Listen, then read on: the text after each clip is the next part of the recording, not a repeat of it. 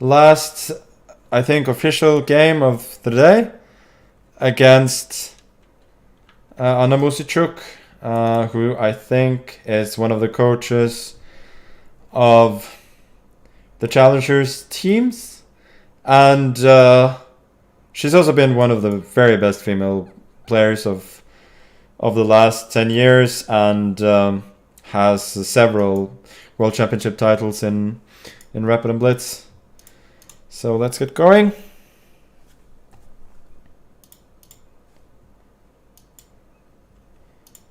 We'll continue with the Rui Lopez.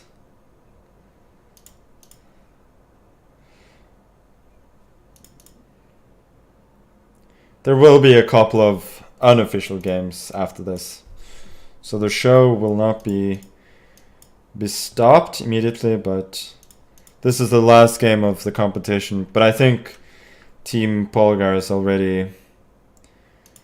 already won it, so she plays this a bit trickily. I'll go h3. I'm waiting for b5 before determining where I go with my knight, because I may want to go to b3 there later on. Now I probably have to go to f1 since she did a good job of waiting sufficiently. And like usually when d5 comes, you would go b4 and then knight to b3. But obviously here with the knight on f1, such a plan would be more time consuming and then probably less successful. So I'll go a4 instead, as I did in one of the other games. Then I need to meet b4 with a5. Now here, I think knight g3. She can go d4 at any point. She can also exchange on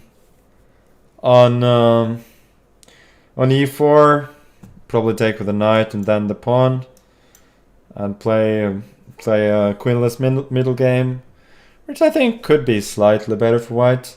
At least I'm clinging to the hope. So b4 is logical, but now she is opening up for a possible bishop a4, so it's a little bit double-edged.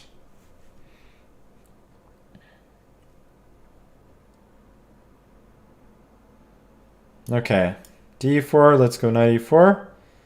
If she trades everything, I think I'm fine with that. I believe a5 is probably a bigger strength than a weakness in the ending. Now, so normally you would go rook d1 without thinking. What could be more natural than that? But I do think maybe bishop d1 is more precise, because I want to put the bishop on e2 and pressurize a6. And also, if I'd gone rook d1, there could have followed rook d8. And then if bishop d3, there's bishop c4. And additionally, if I trade on d8, it's not so easy to bring the bishop to d3. And if bishop e3, then she could trade on d1. So I think maybe it's more clever to keep both rooks on the board. Now, yeah, rook d8, I follow my plan and go bishop e2, obviously. I don't think I have much here at all, but the possibilities that something will go wrong, I think, are slightly higher for black, since if I lose the a5 pawn, that's bad for me, but if she loses a6, then it's a disaster. So Musicuk is a very well-educated player, and she immediately spots a nice positional plan here, which is to go knight c8 to d6.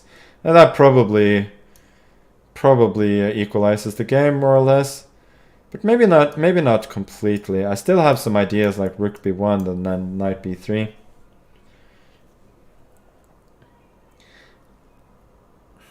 I should have gone rook b1 immediately maybe, but I can still protect c3, so it's fine.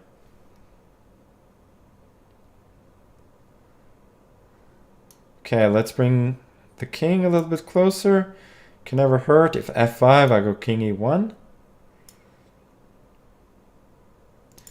f4, I'm not so sure about. It may just cement e5 as a backwards pawn.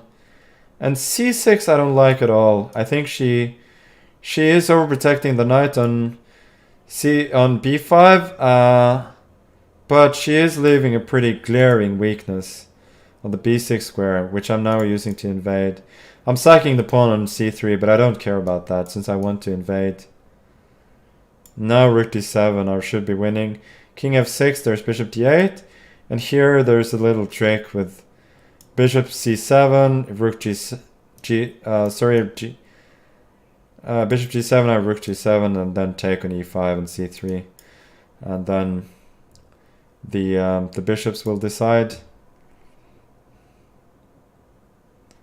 As I talked about on another stream, bishops on adjacent diagonals are very strong because they cover a lot of squares. Let's just do all of them, right?